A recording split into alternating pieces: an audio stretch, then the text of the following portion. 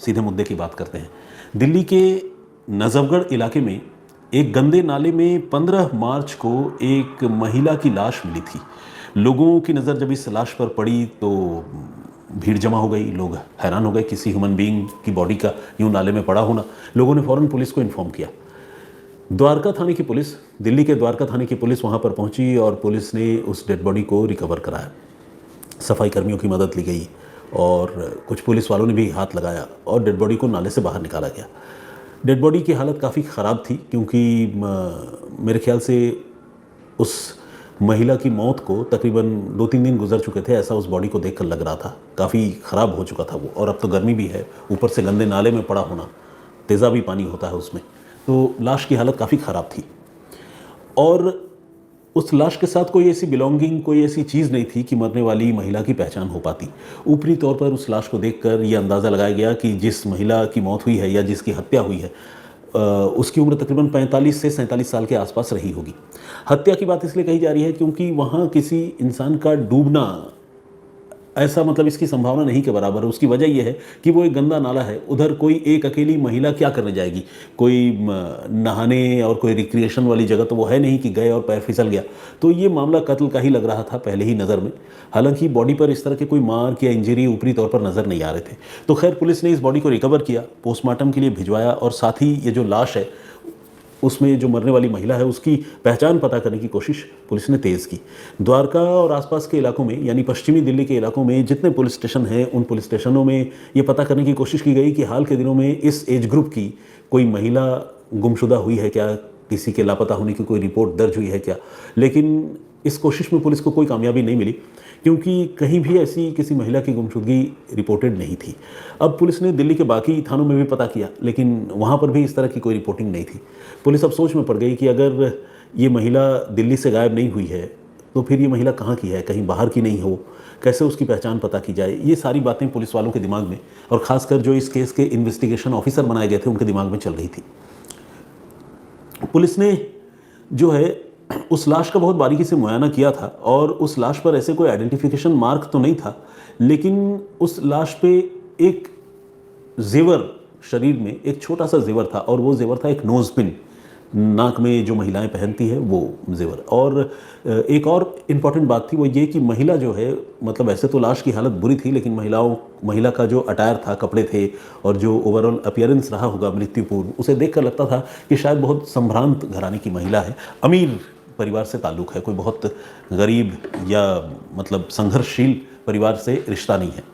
तो महिला की नाक में एक नोज़पिन भी था जो नोज़पिन सोने का था। पुलिस ने जब उसे देखा तो पुलिस ने उस नोज़पिन का बहुत बारीकी से मुआयना किया और उसको जो है निकाला गया नोज़पिन को जांच करने के इरादे से, और उसको फिर लेंस वगैरह लगाकर, आवर्धक लेंस कहते हैं उसे, मैग्नीफाइंग ग्लास, उससे उन्होंने उस नोज़पिन को चेक किया। तो जब नोज़पिन को चेक किया उन्होंने देखा कि नोज़पिन पर एक हॉलमार्क का निशान बना हुआ है और उस हॉलमार्क के निशान के साथ ही जो है एक ज्वेलरी हाउस का भी पता या नाम लिखा हुआ है। पता तो नहीं, खैर नोज़पिन में पता तो काफ़ी बड़ी चीज़ हो जाएगी, लेकिन नाम ज्वेलरी हाउस का लिखा हुआ था। ये देखते ही पुलिस को बात समझ में आ गई कि अच्छा ये ब्रांडेड नोज़पिन है, हॉलमार्क और ज्वेलरी हाउस का या ब्रांड का पता लिखा हुआ है। तो पुलिस को लगा कि इस नोज़पिन के सहारे इस महिला की पहचान पता करने की कोशिश की जा सकती है। हालांकि ये भी अंधेरे में तीर मारने वाली बात थी। आप समझिए नोज़पिन जैसी छोटी चीज़ कब खरीदी गई हो किसी को पता नहीं, और कितनी हज़ारों पीसेस ब्रांड ने बेचे होंगे, लेकिन फिर भी पुलिस ने सोचा कि जहाँ कोई क्लू नहीं है वहाँ इसी क्लू का सहारा। तो पुलिस उस नोज़पिन की तस्वीर, उसके क्लोज फोटोग्राफ्स, उसमें जो हॉलमार्क और ब्रांड नेम है, उन सारी चीज़ों की तस्वीर निकाल कर उसको बढ़िया से मैग्नीफाई करके एक क्लोजअप व्यू पुलिस ने तैयार किया और उसके बाद उस नोज़पिन की तस्वीर को लेकर पुलिस चली अलग अलग दुकानों में पता करने। पहले तो आसपास में जो दुकानें थी और उस ब्रांड की खासकर जो दुकानें थी वहाँ उस नोज़पिन के बारे में पता किया। तो द्वारका के इलाके में जो है उस नोज़पिन का कोई क्लू या आइडेंटिफिकेशन जो है नहीं हो पाया कि ये नोज़पिन किस आदमी ने खरीदी, क्या किया। लेकिन पुलिस जब यही तफ्तीश करते हुए द्वारका से थोड़ी दूर साउथ दिल्ली पहुंची तो साउथ दिल्ली के एक ज्वेलरी शॉप में जब उस नोज़पिन की तस्वीरें पुलिस ने दिखाई और पूछा उस पर्टिकुलर ब्रांड के शॉप में, तो वहाँ पर पुलिस को जो है वो कामयाबी मिली। उस दुकान वाले ने ये कहा कि हाँ ये नोज़पिन उन्हीं के वहाँ से बेचा गया है, क्योंकि उन्होंने देखते ही पहचान लिया, दुकानदार अपना प्रोडक्ट पहचान लेते हैं। तो उन्होंने कहा कि हाँ ये नोज़पिन हमारा ही है। पुलिस ने पूछा कि कोई तरीका, कोई ज़रिया जिससे ये पता चल सके कि ये नोज़पिन जो है किसने खरीदी थी। अब उन्होंने कहा कि हाँ ये तो हम पता कर सकते हैं, हमारे पास उसकी बाकायदा रसीद और लिस्ट होती है, तो लेकिन किसने खरीदी थी एग्जैक्टली ये नोज़पिन, ये कह पाना थोड़ा मुश्किल होगा। तो पुलिस वालों ने कहा ठीक है, एक काम करते हैं, आपके यहाँ तो दुनिया जहान से लोग आकर ख़रीदते होंगे, आप हमें ये बताइए कि ये नोज़पिन जो है क्या साउथ वेस्ट दिल्ली यानी द्वारका के इलाके के किसी आदमी ने अगर कोई ख़रीदी हो इस तरह का। तो ज्वेलरी शॉप वाले ने कहा कि हाँ इस एंगल से हम चेक कर सकते हैं। फिर उन्होंने अपना रजिस्टर और अपने बही खाते निकाले और उसको चेक किया, नोज़पिन जितने भी बेचे गए थे उस डिज़ाइन के। चेक करने के बाद पुलिस को एक आदमी का नाम उस ज्वेलरी शॉप वाले से पता चला, दुकान वाले से। उस आदमी के बारे में जब पुलिस को पता चला तो पुलिस ने उस आदमी की जानकारी और जुटाने की शुरुआत की। बेसिकली नोज़पिन, चूँकि डेड बॉडी जो है वो द्वारका इलाके में मिली थी, तो ऑब्वियसली पुलिस ये एज्यूम करके चल रही थी कि ये महिला द्वारका इलाके के आसपास की ही कहीं रहने वाली होगी। और ये भी हो सकता है कि महिला ने या फिर जिस आदमी ने भी या तो महिला ने खुद खरीदी होगी, वो द्वारका इलाके का ही होगा। तो इस अंदाजे से पुलिस ने ज्वेलरी शॉप वाले को कहा कि आप नोज़पिन के बारे में बताइए कि ये द्वारका इलाके का किसी आदमी ने या महिला ने अगर खरीदी हो। तो पुलिस ने बताया कि, माफ़ कीजिएगा, ज्वेलरी शॉप वाले ने बताया कि एक अनिल कुमार नाम के आदमी हैं जिन्होंने ये नोज़पिन जो है कुछ महीने पहले हमसे खरीदी थी और वो द्वारका के ही रहने वाले हैं। अब पुलिस को अनिल कुमार का पता मिल चुका था। पुलिस ने जब अनिल कुमार के ठिकाने पर और उसके दफ्तर पर जो है पहुंचकर तफ्तीश करने का फैसला किया, तो पता चला कि अनिल कुमार का एक मकान द्वारका में भी है, लेकिन वो रहते हैं गुरुग्राम में, वहाँ अपने फार्म हाउस में रहते हैं और वो प्रॉपर्टी डीलर हैं, तो काफ़ी पैसे वाले हैं और प्रॉपर्टी का अच्छा खासा काम है। और एक मकान द्वारका में भी है जिस मकान में वो और उनकी पत्नी रहा करते हैं। अब पुलिस पहुंची गुरुग्राम फार्म हाउस में, वहाँ अनिल कुमार मिले भी। अनिल कुमार से पुलिस ने पूछा कि आपकी वाइफ कहाँ है, या मतलब क्योंकि पुलिस को लग रहा था कि शायद अनिल कुमार की ही वाइफ होगी, तो उसने कहा कि हाँ मेरी वाइफ तो कुछ दिन पहले ही वृंदावन घूमने के लिए गई है। तो पुलिस को थोड़ी हैरानी भी हुई कि आमतौर पर वृंदावन जैसे तीर्थ स्थलों पे पति पत्नी जाया करते हैं साथ में, यहाँ पति घर में है और बीवी चली गई है। तो खैर ऐसा हो भी सकता है, कोई नामुमकिन बात नहीं है। लेकिन फिर पुलिस ने ये पूछा कि ठीक है, एक बार हमें अपनी वाइफ से बात करा दीजिए। तो अनिल कुमार ने ये कहकर पुलिस वालों को फिर से झटका दे दिया कि अरे वो तो अपना मोबाइल फ़ोन छोड़कर ही चली गई है, वो तो मतलब वृंदावन गई और पता नहीं मोबाइल फ़ोन छोड़कर चली गई, तो अभी तो बात नहीं हो सकती, लेकिन अगर आप लोगों को बात करनी हो तो हम आपसे बात करा देंगे। तो खैर पुलिस को उस पर शक तो हो रहा था, लेकिन कोई ऐसा एविडेंस नहीं था, कोई ऐसा सबूत नहीं था कि उस आदमी को कन्फ्रंट किया जा सकता था। अब पुलिस मतलब गुरुग्राम में उससे पूछताछ करके वापस लौट आई और पुलिस को लगा कि हो ना हो ये आदमी होगा ज़रूर, लेकिन शुरू में जो है उस आदमी पर हाथ डालना बगैर किसी सबूत के पुलिस के लिए थोड़ा मुश्किल हो रहा था। सिर्फ इस आधार पर कि उसने एक नोज़पिन खरीदी है और वो नोज़पिन उस लाश से रिकवर हुई है, ये भी जो है सब्सटैंशिएट होना बड़ा मुश्किल है, क्योंकि उस डिज़ाइन के नोज़पिन बहुत सारे बेचे गए हैं। ये तो इत्तेफाक की बात है कि द्वारका से अनिल कुमार ने खरीदी थी, इसका ये मतलब नहीं है कि वो नोज़पिन जो है जो डेड बॉडी से रिकवर हुआ है वो अनिल कुमार की ही खरीदी हुई है। मतलब प्रूफ होने वाली बात नहीं है, हिंट ज़रूर मिलता है। तो खैर अब पुलिस वापस आई फिर से जांच के क्रम में द्वारका, और द्वारका में जो दफ्तर है अनिल कुमार का, वहाँ पर पुलिस ने थोड़ी और तलाशी और पूछताछ की। एक सर्वेंट भी पुलिस को मिला वहाँ, उससे भी पूछताछ की। और उस दफ्तर में जब पुलिस तलाशी ले रही थी तो पुलिस को एक डायरी मिली। उस डायरी में पुलिस को अनिल कुमार की जो मदर इन लॉ है, यानी अनिल कुमार की बीवी की माताजी, उनका पुलिस को नंबर मिला और पुलिस ने उस नंबर को पुलिस ने नोट कर लिया। और फिर जांच के क्रम में पुलिस ने उस महिला को फ़ोन किया और बताया कि हम द्वारका पुलिस से बोल रहे हैं और हम एक गुमशुदा महिला के बारे में पता कर रहे हैं, और अनिल कुमार जो आपके दामाद हैं वो जो है अपनी पत्नी यानी आपकी बेटी की गुमशुदगी के बारे में हमें प्रॉपर आंसर नहीं दे रहे हैं। तो हम आपसे जानना चाहते हैं कि आपको ये पता भी है कि आपकी बेटी कहाँ है या नहीं है। इत्तेफाक से वो फ़ोन जो है उस महिला की माताजी ने नहीं उठाया था, बल्कि उस महिला की बहन ने उठाया था। उधर से बहन ने पुलिस को ये कहा कि अरे हम तो खुद काफ़ी परेशान हैं, हम अपनी बहन को ढूंढ रहे हैं और उसका कोई पता नहीं चला। तो उन्होंने कहा कि अरे आपने पुलिस में कोई रिपोर्ट भी नहीं लिखवाई?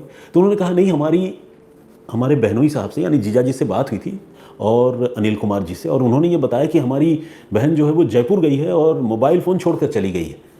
तो हमने कहा कि बात कैसे होगी? तो उसने कहा कि अगर कोई ऐसा इमरजेंसी सिचुएशन है तो मैं किसी के ज़रिए बोलता हूँ जयपुर में हमारी पत्नी को, और फिर वो आपसे फ़ोन पर बात कर लेगी। तो अब कत्ल ही हो जाएगा ऐसा तो किसी को पता होता नहीं है। तो उन्होंने कहा नहीं नहीं जीजा जी रहने दीजिए, हम फिर बाद में बात कर लेंगे। अब जब पुलिस ने ये बताया कि अनिल कुमार तो हमें बता रहे हैं कि आपकी बहन जो है वो जयपुर नहीं बल्कि वहाँ गई हैं, वृंदावन गई हैं, तो फिर इनको जो है जो महिला है उसके घर वालों को फिर ये खटका लगा और लगा कि यार ये मामला थोड़ा कॉम्प्लिकेटेड है, क्योंकि जीजा जी हमें वो बता रहे हैं कि जयपुर गई है और पुलिस वालों को बता रहे हैं वृंदावन गई है। अब जो महिला है उस परिवार की, मतलब गुमशुदा महिला की जो बहन थी, उन्होंने पुलिस से कहा कि नहीं हमें इस मामले में अब जीजा जी पर शक हो रहा है क्योंकि उन्होंने हमें झूठ बोला है। पुलिस ने कहा कि देखिए हमारे पास एक बॉडी है, डेड बॉडी हमने रिकवर किया है और हम चाहते हैं कि एक बार आकर आप लोग उस बॉडी की शिनाख्त कर लें। अगर तो वो डेड बॉडी आपकी बहन की ही है तब तो फिर ये पक्का हो जाएगा कि इस मामले में आपके बहनों यानी अनिल कुमार जो है वो दोषी हैं, क्योंकि इसका मतलब वो झूठ बोल रहे हैं। घर वाले बहुत सदमे में आ गए, लेकिन फिर वो द्वारका पुलिस के पास आए और उन्होंने सरकारी अस्पताल में जाकर उस डेड बॉडी की पहचान की। इनका एक बेटा भी है, उस बेटे ने उस डेड बॉडी को देखा और पहचान लिया कि ये उसकी माँ सीमा ही है। सीमा की पहचान हो गई। अब परिवार में तो मातम पसर गया, सीमा की मौत हो गई और मौत भी ऐसी वैसी नहीं बल्कि हत्या हुई थी। शक की सुई जो है वो इतनी देर से लगातार सीमा के पति अनिल कुमार पर टिक रही थी। पुलिस ने अब अनिल कुमार को हिरासत में ले लिया। अब तक पुलिस जो है थोड़ा इज्जत एहतराम से पेश आ रही थी, थोड़ा फासला बनाकर पूछताछ कर रही थी, लेकिन जब घर वालों को बोला गया झूठ, पुलिस वालों को बोला गया झूठ, ज्वेलरी खरीदने को लेकर बोला गया झूठ, ये सारी बातें जब सामने आ गई तो फिर पुलिस ने उसको पकड़ लिया और पकड़ने के बाद उससे सख्ती की। जब सख्ती की तो पूछताछ में उसने ये कबूल कर लिया कि हाँ उसी ने अपनी पत्नी सीमा की हत्या की और इस हत्या के बाद सबूत मिटाने में उनका एक सर्वेंट है उसने भी उसकी मदद की थी। तो कुल मिलाकर दो लोगों ने मिलकर सीमा की हत्या की थी और हत्या जो है वो रहता तो गुरुग्राम में था, लेकिन हत्या हुई थी द्वारका में, दिल्ली के द्वारका इलाके में। द्वारका इलाके में असल में इनका एक फ्लैट है, जिस फ्लैट की चाबी जो है वो दो ही लोगों के पास है। एक तो सीमा की जिसकी हत्या हो गई और एक खुद अनिल के पास रहती थी जो उस मकान का मालिक है, फ्लैट का मालिक है। तो जब हत्या भी उसी घर में हो रही है जिसका ओनर जो है या पोजीशन रखने वाला आदमी जो है दो है, इसमें से एक की मौत हो जा रही है, एक जीवित है, तो आप समझ सकते हैं कि इस मामले में कातिल कौन हो सकता है। तो सारे एविडेंस, सारे क्लू पुलिस को ये बता रहे थे कि इस मामले में अनिल की ही भागीदारी है, अनिल ही जिम्मेदार है। तो फाइनली उस अनिल को पुलिस ने गिरफ्तार कर लिया और उससे जब पुलिस ने मोटिव को लेकर सवाल पूछा कि भाई हत्या क्यों की, तो उसने फिर इसका जवाब भी दिया। उसने कहा कि कुछ फाइनेंसेस को लेकर जो है वो पिछले कुछ दिनों से काफ़ी परेशान था और उसकी अपनी बीवी के साथ लगातार लड़ाई हुआ करती थी। ये लड़ाई झगड़े का सिलसिला कुछ इतना ज़्यादा हो गया कि 11 मार्च को गुस्से में आकर उसने अपनी बीवी की गला घोंटकर हत्या कर दी। इसके बाद वो काफ़ी परेशान रहा, लेकिन फिर अपने सर्वेंट के साथ मिलकर उसने डेड बॉडी को द्वारका ड्रेन में डिस्पोज ऑफ कर दिया और सोचा कि शायद ये राज कभी खुलेगा नहीं क्योंकि मरने वाली महिला की पहचान भी नहीं हो पाएगी। लेकिन उसने ये नहीं सोचा था कि जो नाक में जो नोज़पिन है सोने की, वो नोज़पिन भी जो है उसके पकड़े जाने की वजह बन सकती है। तो खैर वो पकड़ा गया और उसने अपना जुर्म फाइनली कबूल भी कर लिया।